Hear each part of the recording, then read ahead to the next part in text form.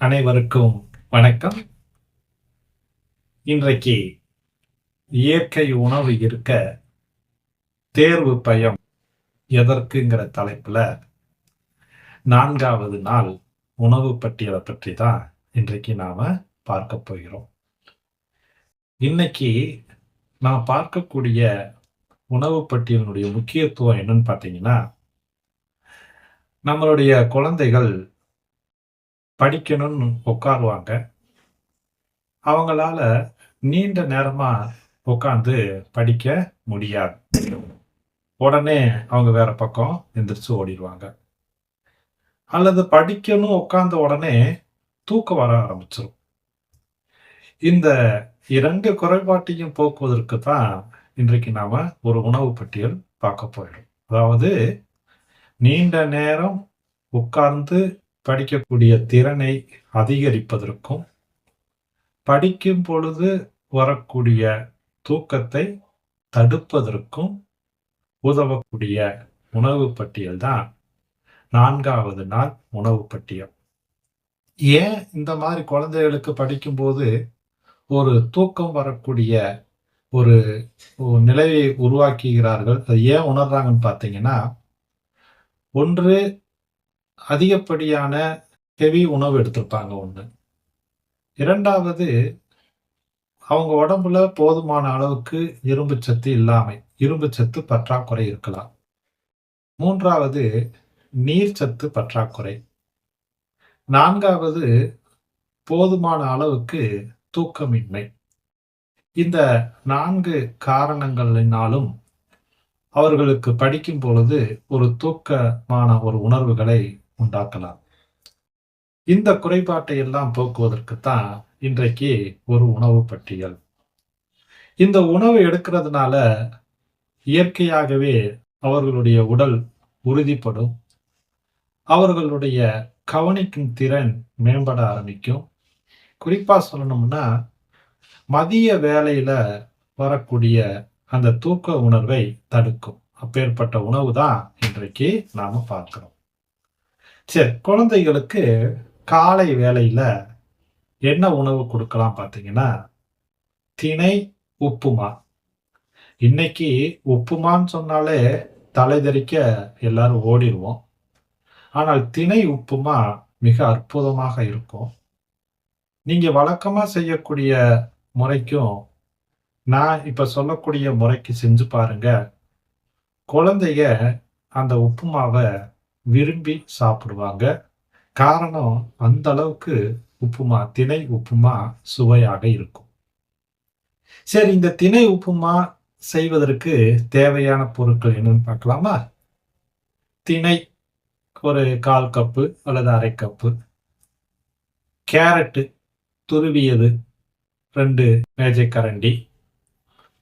Beans பொடுசா நறுக்கியது சிறிதளவு. சின்ன வெங்காயம் 3 அல்லது 4 சின்ன வெங்காயம். ஊற வைத்த நிலக்கடலை சிறிதளவு. நல்லெண்ணெய் 1 தேக்கரண்டி. கருவேப்பிள்ளை சிறிதளவு. இதுதான் திணை உப்புமா செய்வதற்கு தேவையான பொருட்கள். என்னென்ன அர்த்தம்? திணை, கேரட்டு, பீன்ஸு, ஊற வைத்த நிலக்கடலை, சின்ன வெங்காயம், கருவேப்பிள்ளை, நல்லெண்ணெய் எடுத்தாச்சா? ஏன் இதை எடுத்தோம்னா, திணையை பொறுத்தளவுல கார்போஹைட்ரேட்டும் வைட்டமின் பியும் நிறைந்திருக்கிறது. இது உடலுக்கு நீண்ட நேரம் ஆற்றலை கொடுக்கக்கூடிய ஒரு அற்புதமான உணவு. கேரட்டை பொறுத்தளவுல பீட்டா கரோட்டின் இருக்கின்ற காரணத்தினால அந்த மூளையினுடைய செல்களின் பாதுகாப்பிற்கு தேவைப்படக்கூடிய ஒன்றாக இருக்கிறது. பீன்ஸை பொறுத்தளவுல நியூட்ரிஷனும் நார்ச்சத்தும் இருக்கின்ற காரணத்தினால இரத்தத்துல சர்க்கரையினுடைய அளவை கட்டுப்பாட்டுக்குள் வைத்துக் கொள்வதற்கு இது உதவுகிறது. ஊற வைத்த நிலக்கடலை, அது இயற்கையான புரதம் மற்றும் கொழுப்பு இருக்கு. சின்ன வெங்காயம் ஆன்டி ஆக்சிடென்ட் நிறைந்திருக்கின்ற காரணத்தினால மூளைக்கு பாதுகாப்புக்கு தேவைப்படக்கூடிய ஒன்றாக இருக்கிறது. நல்லெண்ணெய் நரம்பு மண்டலத்திற்கு வலிமையை தரக்கூடியதாகவும், கருவேப்பிள்ளை இரும்பு சத்தை கொண்டிருக்கின்ற காரணத்தினாலேயும், நாம திணை உப்புமாவிற்கு இத்தனை வகையான உணவுப் பொருட்களை நாம தேர்ந்தெடுத்தாச்சு. இப்ப செய்முறை. முதல்ல திணைய நல்லா கழுவி ஊற வச்சுக்கோங்க. 2வது ஒரு இட்லி பாத்திரத்தை எடுத்து, இட்லி பாத்திரத்துல மேல் தட்டுல கேரட்டும், பீன்ஸும், சின்ன வெங்காயத்தையும், ஊற வைத்திருக்கக்கூடிய நிலக்கடலை, இந்த 4யும் இட்லி பாத்திரத்துல வச்சு இட்லி வேக வைப்பதை போல் வைத்துக் கொள்ளுங்கள். அந்த சைடு வந்துகிட்டு இருக்கட்டும். இங்க ஊற வைத்திருக்கக்கூடிய திணையை எடுத்து நல்லா கழுவி எடுத்துட்டு, ஒரு பாத்திரத்துல எண்ணெயை ஊத்தி கருவேப்பிலை போட்டு தாளிச்சிட்டு, தேவையான அளவுக்கு உப்புமாவுக்கு எவ்வளவு தண்ணி ஊற்றுவோமோ அந்த அளவுக்கு தண்ணி ஊற்றி திணையை போட்டு வேக வச்சிருங்க. ஒரு 5 நிமிடங்கள் அல்லது 10 நிமிடங்களுக்குள்ள வெந்துடும். திணை நன்றாக வெந்த உடனே அடுப்பை அணைச்சு, அதுல நம்ம நீர் ஆவியில வெந்திருக்கக்கூடிய கேரட்டையும், பீன்ஸையும், சின்ன வெங்காயத்தையும், ஊற வைத்த நிலக்கடலையும் போட்டு ஒரு பெரட்டு பெரட்டி மிதமான சூட்டுல குழந்தைகளுக்கு நீங்கள் கொடுத்து கொண்டு வரலாம். இந்த உப்புமா, திணை உப்புமா ஒரு அற்புதமான சுவை கொண்டது. இப்போ குழந்தைகளுக்கு காலை வேளை உணவுல இந்த உப்புமா செஞ்சு கொடுக்கும்போது, ஏன்னா சிறுதானியத்தை பொறுத்தளவுல எனர்ஜியை கொஞ்சம் கொஞ்சமாத்தான் உடம்புக்கு கொடுத்துக்கிட்டே இருக்கும். அதனால இந்த காலை வேளையில இந்த உப்புமா குழந்தைங்க சாப்பிட்டு ஸ்கூலுக்கு போனாங்கன்னா, அவர்களுக்கு எனர்ஜி தொடர்ந்து இருந்து கொண்டே இருக்கும். அவர்களுக்கு எனர்ஜி லாஸ் ஆகாது. இதுதான் காலை வேளை உணவினுடைய ஒரு அற்புதமான செயல். சரி, இதை முடிச்சுட்டு ஸ்கூலுக்கு போறதுக்கு முன்னாடி நாள் முழுவதும் குடிக்கக்கூடிய தண்ணீர் கொண்டு செல்லணும்னு சொல்லியிருக்கோம் இல்லையா? அந்த வகையில இன்றைக்கு துளசியும் வெட்டி வேரும் கலந்த தண்ணீரை குழந்தைகளுக்கு கொடுத்து விடணும். இந்த துளசியும் வெட்டி வேரும் தண்ணீர் எப்படி செய்யறது? துளசி ஒரு 5 இலை அல்லது 7 இலைகள் எடுத்துக்க வேண்டியது. வெட்டி வேறு ஒரு சிறிய துண்டு.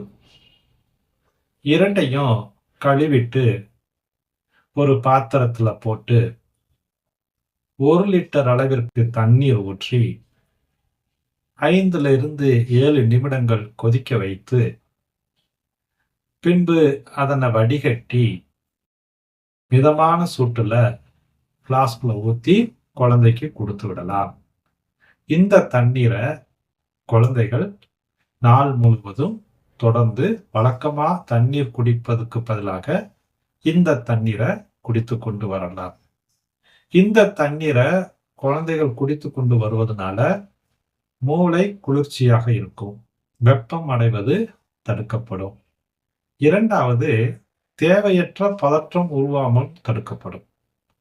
பதற்றம், அந்த குழந்தைக்கு பதற்றம் வர விடாமல் தடுக்கக்கூடிய ஆற்றல் இந்த குடிநீருக்கு உண்டு. அப்ப இத நம்ம நாள் முழுவதும் குடிக்கிறதுக்கு வழக்கமா கொடுத்து விடுவோம். இதுக்கப்புறம் 3வது, குழந்தைகள் இந்த காலை வேளை உணவிற்கும் மதிய வேளை உணவிற்கு இடைப்பட்ட நேரத்துல ஸ்நாக்ஸ் மாதிரி நம்ம கொடுத்து விடுவோம் இல்லையா வழக்கமா? அதற்கு இன்றைக்கு நாம என்ன கொடுத்து விடணும்னா, ஒரு சின்ன ஆப்பிள் பழமும் 5 ஊற வைத்த பாதாமும் குழந்தைக்கு கொடுத்து விடணும். இதுதான் அந்த காலை 11 மணிக்கு குழந்தைகள் சாப்பிடக்கூடிய ஒரு ஸ்நாக்ஸ். ஏன்னா இந்த ஆப்பிளை பொறுத்தளவுல ஆப்பிள்ல ஆன்டி ஆக்சிடென்ட்ஸ் இருக்கின்ற காரணத்தினால மூளைக்கு ஆக்சிஜனுடைய அளவை மேம்படுத்த உதவுகிறது. இந்த ஊற வைத்த பாதாம வைட்டமின் இ இருக்கின்ற காரணத்தினால குழந்தைகளுக்கு நினைவாற்றல் திறனை மேம்படுத்துவதற்கும், அந்த அதுக்கடுத்து மதிய வேளை சாப்பாட்டு வரை வரக்கூடிய உடல் சோர்வை போக்குவதற்கும் இந்த ஊற வைத்த பாதாம் மிகவும் பயனுள்ளதாக இருக்கும். அந்த காலை வேளையில 11 மணிக்கு இந்த ஆப்பிள் பழமும், ஊற வைத்த பாதாமையும் குழந்தைக்கு குடுத்துறணும். அதுக்கடுத்து மதிய வேளை உணவாக கீரை சாதம். எந்த கீரை சாதம்னா, முருங்கைக்கீரை பாரம்பரிய அரிசி கீரை சாதம். எந்த வகையான பாரம்பரிய அரிசி எடுத்துக்கலாம்னா, காட்டு யானம். அப்ப காட்டு யானமும், முருங்கை கீரையும் கொண்ட ஒரு கீரை சாதம் செய்ய வேண்டும். ஏனென்றால், காட்டு யானத்தை பொறுத்தளவுல இரும்பு சத்தும், நார்ச்சத்தும் மிகையாக இருக்கிறது.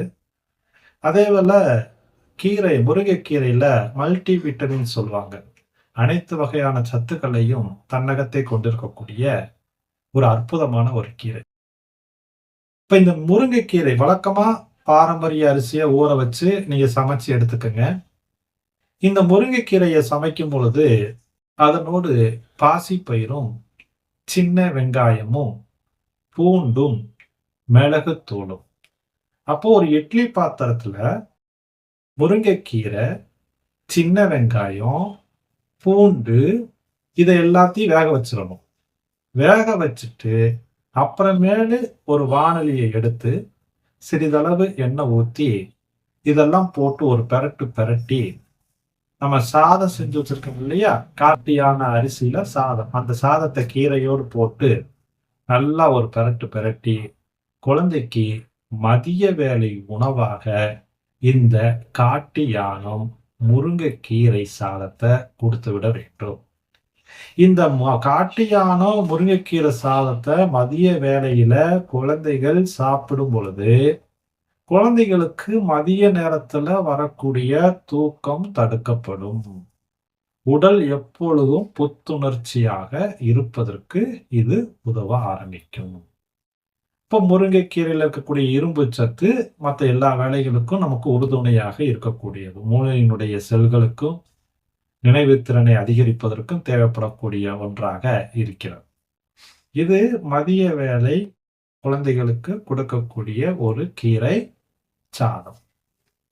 சாயங்காலம் ஸ்கூல் முடிச்சுட்டு வீட்டுக்கு வந்த உடனே ஒரு 4:30 மணியிலிருந்து ஒரு 5 மணிக்குள்ள நம்ம வழக்கமா சொல்லக்கூடிய சீட்ஸ், விதைகள் கலந்த தண்ணீர் கொடுக்கப்பட வேண்டும்.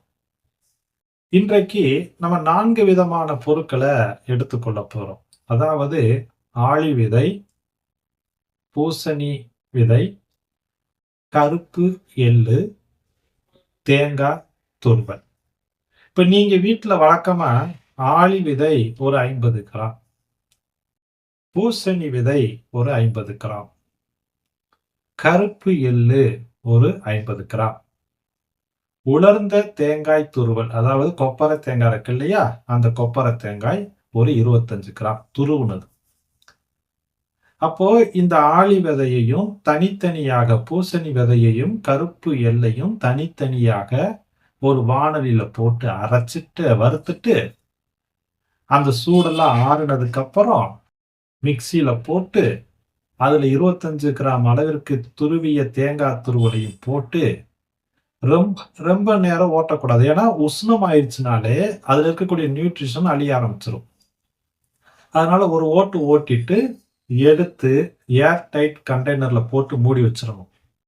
இப்போ குழந்தைங்க ஸ்கூல் முடிச்சுட்டு வந்த உடனே, வீட்டுக்கு வந்த உடனே 4:30 மணிலிருந்து 5 மணிக்குள்ள வந்த முதல் வேலையாக நம்ம ஏற்கனவே தயார் செய்து வைத்திருக்கக்கூடிய இந்த விதை பவுடர் இருக்கு இல்லையா? அதுல இருந்து 1 ஸ்பூன் அளவுக்கு எடுத்து வார்ம் வாட்டர் இல்லைன்னா 1 டம்ளர் பால், இதுல ஏதாவது ஒண்ணுல கலந்து குழந்தைங்க வந்த உடனே நீங்க குடிக்க ஆரம்பிக்கலாம். ஏனென்றால் இதுல இருக்கக்கூடிய ஆளி விதை ஒமேகா 3 இருக்கிறது. பூசணி விதையில துத்தநாகம் இருக்கிறது. கருப்பு எள்ளுல கால்சியம் இருக்கிறது. தேங்காய் துருவல்ல ஆரோக்கியமான கொழுப்பு இருக்கிறது. அப்ப இந்த கலவை கொண்ட ஒரு உணவை நாம குழந்தைக்கு மாலை வேளையில கொடுக்கணும்.